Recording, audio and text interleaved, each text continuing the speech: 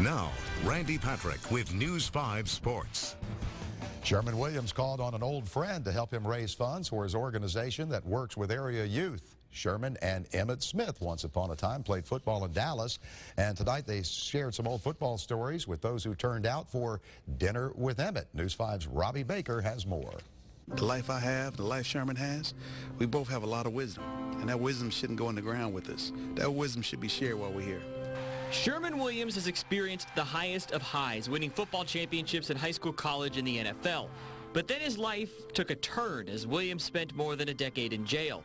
Now, though, he's on a mission to make sure kids in his hometown don't make the same mistakes. We're very proud of him in terms of how he's turned his life around, and he's come back home and tried to make a difference in his hometown, and we respect and want to honor that for him.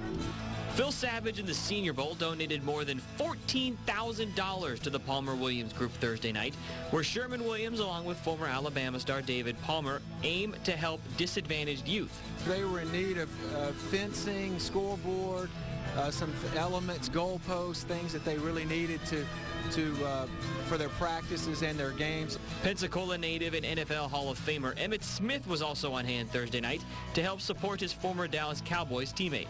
Life is about life lessons, learning through the peaks, but also learning through the valleys. I think the valleys provide the greatest lessons of life. Sherman has picked up and moved forward, and he's moved forward in a positive way.